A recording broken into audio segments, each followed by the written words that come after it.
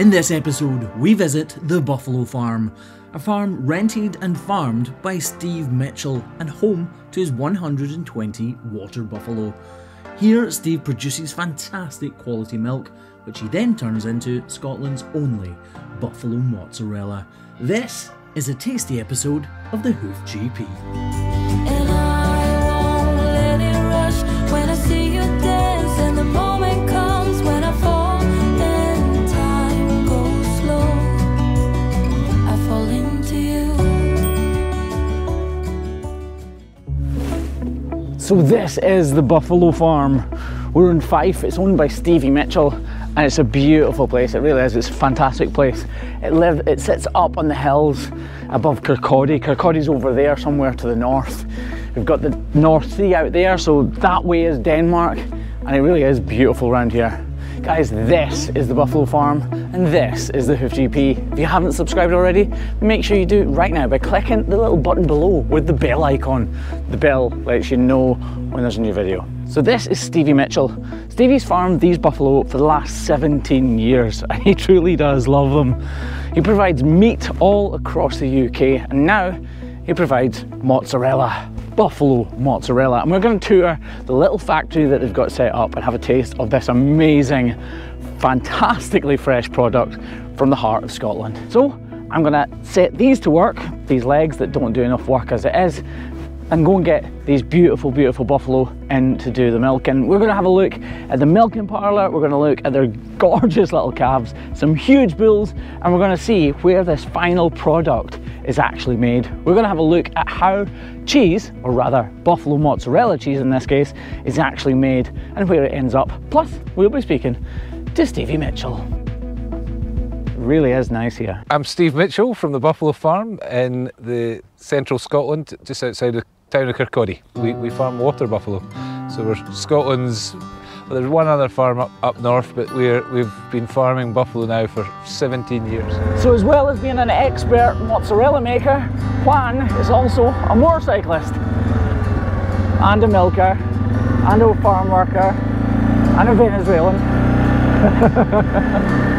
My passion, I had a strange just affinity to cattle as growing up. That was what I was good at. I was definitely not an academic. In fact, I'm quite dyslexic. I was really bad at school. But when working with livestock, it was my release and where I excelled. And so that was what I was drawn to. Farmers very often are producing something and they put their heart and soul and life into producing that product, but they don't actually get enough feedback from the customer about whether they enjoyed it or it just goes away down in a lorry. It reminds me of being a kid.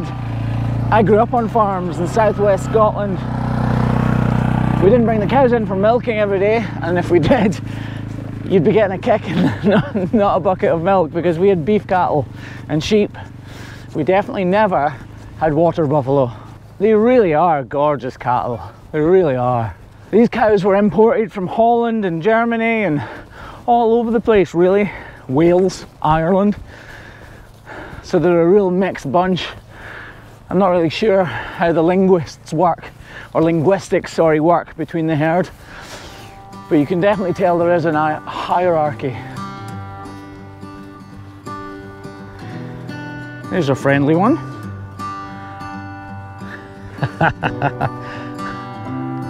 Come on, milking time, come on. They're really wild though. Come on. Come on you. She's maybe friendly, but I wouldn't want her to turn nasty.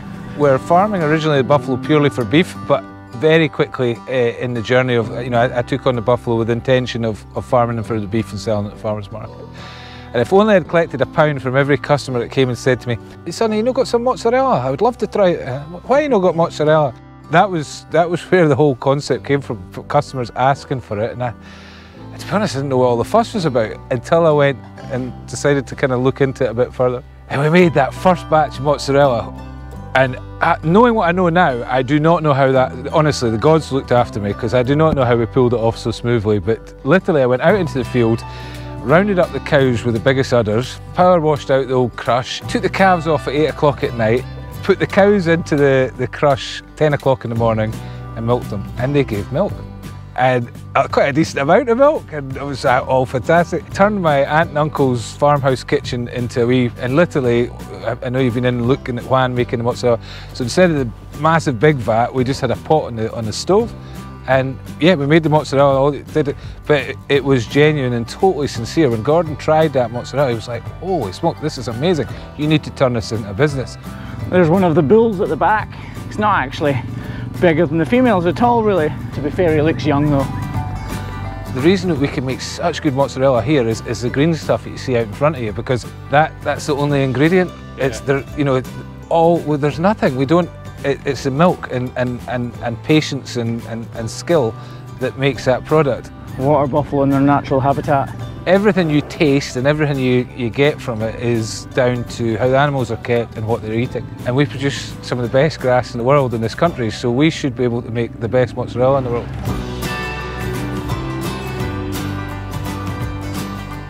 We've got a model of 144 cows. The idea is to have 12 calves getting born every month, with the aim of making sure we've got a nice steady supply of milk coming through, and then a nice even amount of calves for the team to look after, because we take the calf and rear it by bucket for 16 weeks, and then it goes onto hard feed and out to grass basically. The cows are milked for 8 months and then rested for 4 months, so effectively a third of the herd is always what we call dry and resting before they then have another calf. So the target is to have a calf every 390 days, which the gestation is actually 10 months rather than 9 months. So there's a few quirky wee differences in buffalo. They've got smooth tongues rather than rough tongues. They've got a twisty tail, you maybe noticed. And they are, longevity-wise, you can keep milking a cow for a lot longer, so that's a huge advantage. The negatives are they don't produce nearly as much milk, but the quality of the milk is like twice that of a cow. This is called a double tandem parlour, and it's really different to what you normally see on this channel. Each buffalo has its own individual little pen, and that's because they can be a little cantankerous, stubborn. Yeah, they can be difficult, so it's better to put them in individually, and that way they don't wind each other up or fight with each other or make too much kerfuffle. Is kerfuffle a word? Yeah, kerfuffle. Anyway, they're about to milk, so let's see how that goes. I've got a lot of respect for buffalo. They're very intelligent. They possess a very challenging characteristic that if they're stressed, they just won't give you milk. So that's one of the biggest obstacles we've got, but it's something that I actually really quite like, because I feel that it gives me a reassurance that there's no way we're ever going to exploit these animals. They're got to be, you know, we have to farm in a manner that they are totally comfortable with. Otherwise, if they've got adrenaline in their system, that is enough to just stop the milk supply. And they just literally will not give you any milk. There are around 80 of these buffalo milking today, and it's very clear for us all to see just how calm and collected these animals are as they're being milked. Because just like Stevie's just explained, if there's any height in their emotion, they simply will not give you any milk. So, it's happy days for the employees and the buffalo.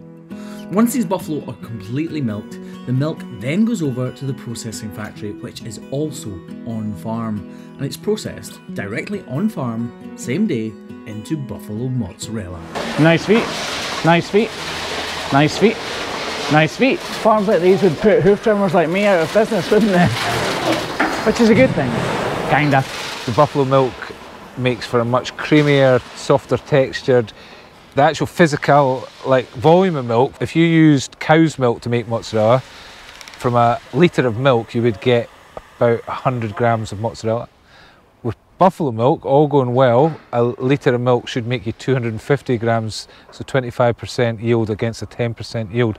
So it's much more less milk, more product basically, because of the fats and the proteins. So it's called the solids in the milk are what make it so different. It takes around 2 hours to milk all 80 buffalo, and as soon as they've milked, they're straight back out into the green grass of home. Make no mistake about it, these buffalo are outside for the vast majority of their lives, but in the winter time, when it gets too wet, wild and windy, they come inside to these fantastically well kept facilities. These are just beautiful calves, they really are. And it just shows how well looked after they are for them to be completely at home, cuddling up to me. Although this one's getting a little bit too friendly maybe. You can feel their little, oh, you're having a shake. You can feel their little horns coming through here. They've got little buds. And you can see how big their foreheads are to accommodate all that growth and the amount of weight they'll have to carry when they're adults. They're gorgeous, they really are. The buffalo farm sits high up in an elevated position overlooking the beautiful Firth of Forth. As you can see, the buffalo lounge for as many hours as the day will allow in the green grass of home before coming inside to be milked and returning straight back to their field. First though, it's time to move from the milking shed into the cheese production facility. So right now, basically the raw milk gets pasteurised because by law in Scotland, it's always pasteurised to get rid of all the bugs and everything. It then comes into these vats over here, it's cultured, and then you get the whey and the curds. The whey is separated off, that's the liquid you can see, and actually, Juan was just telling me you can use it to make ricotta, but they don't here. They're solely concentrating on the curds, and that's where they're going to make the mozzarella. So let's check out what they're doing next. Juan's just explaining that the curds need time to rest and to keep momentum of the pH. The pH is absolutely critical. It needs to be slightly acidic, and if it's too acidic, it won't stretch properly, and if it's not acidic enough, it won't stretch properly. So he's turning it over just now so that all that whey moves down throughout the mozzarella, or the curds in this case right now, so that the composition of the cheese is the same right the way throughout. This is science, proper science, not hoof trimming science.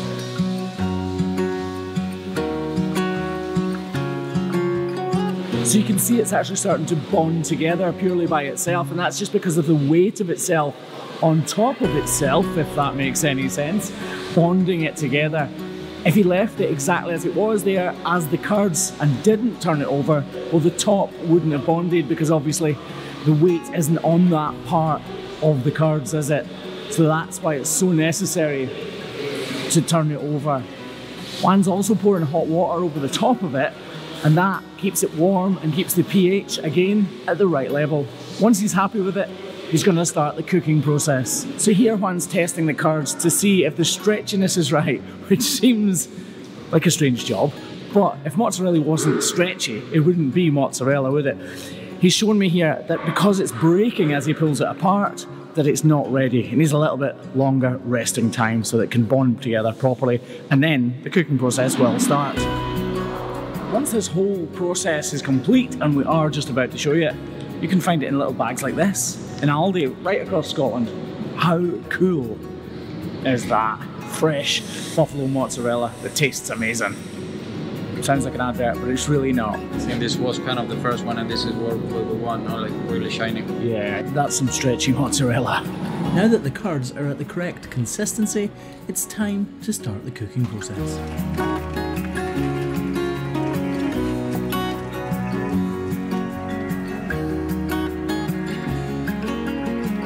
This isn't a process where you just put it in a big cooker and let it go.